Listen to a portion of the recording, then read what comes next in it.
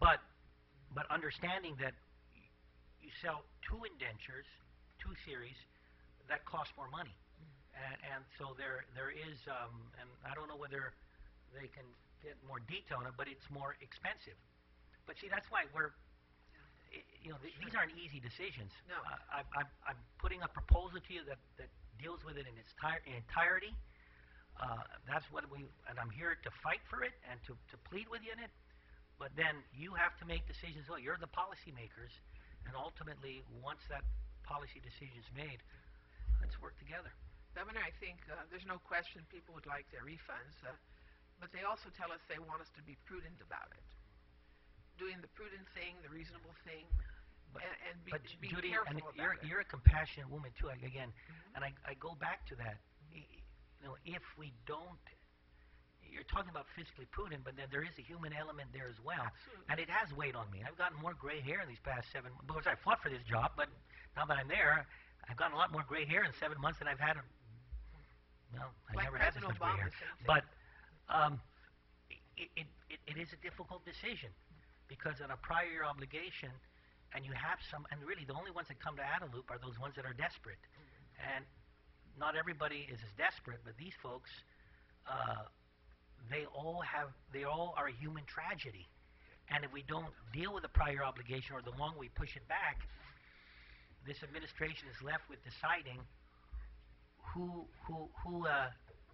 is to get the refund and who is not, and it's difficult. Governor, thank you very much for answering the question. Thank you, sir. Senator, I just want to make a comment.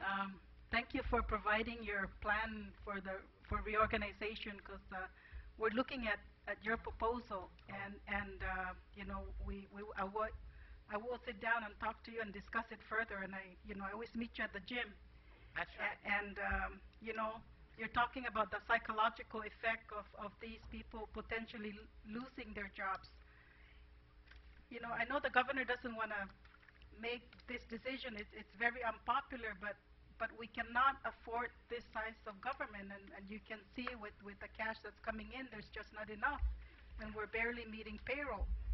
And the risk of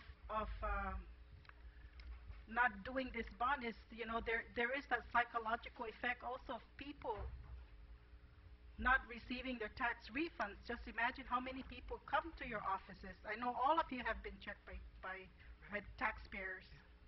Well, and it hardens me to tell Revenue and Tax that you can only print this much refund because we just don't have the cash. And John is always pleading with me, can you increase the amount that we pay out? And I would always tell John that it's either tax refunds or payroll, or giving money to the hospital, or giving money to the judiciary, or the legislature, for that matter. 2 weeks ago I was not able to remit the allotment to the legislature. Well, thank you for recognizing that too. On Friday, knows that. On Friday, I have to go to district court to defend, our request to defer the $3 million payment that we were supposed to make on August 1st that we did not make. Yeah. And if we don't do this bond now, this lawsuit is before us. Should we get a new lawyer? You guys are thinking we're going to lose this lawsuit.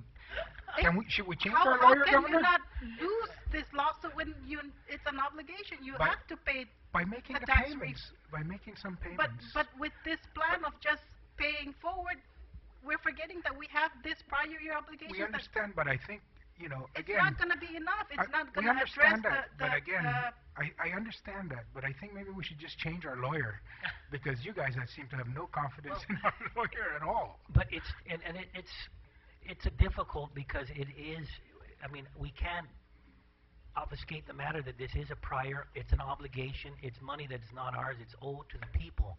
This is really their money. And we're in a difficult position. And again, Governor, that's the thing. Maybe I better hire your lawyer. You had a good lawyer for COLA. He wasn't my lawyer. He was the retiree's lawyer. It wasn't my lawsuit. I didn't sue, and it took him 13 years. So maybe it will take us 13 years on this tax refund lawsuit too. Yeah, so but let me anyway. Excuse me, Speaker. Can I finish my comment? Just one comment, and then I'll stop.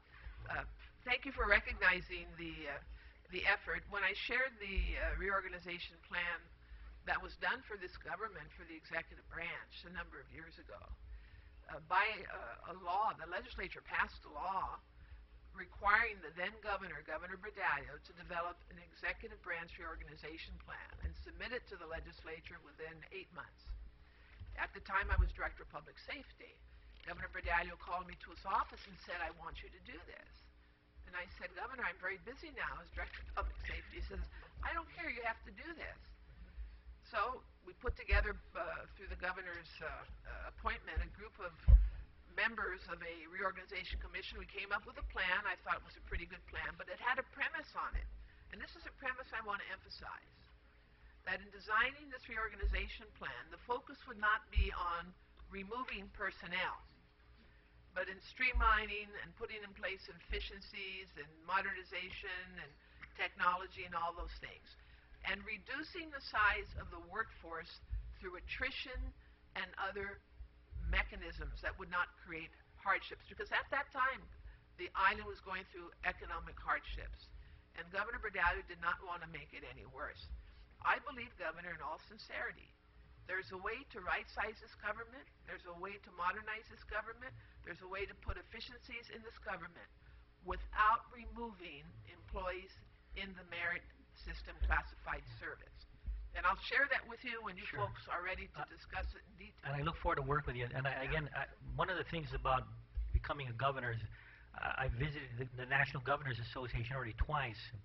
And as I sat down and talked to other governors and listened to their issues and some of the tough decisions that they've made, the decisions that we're making here are happening all over the United States. And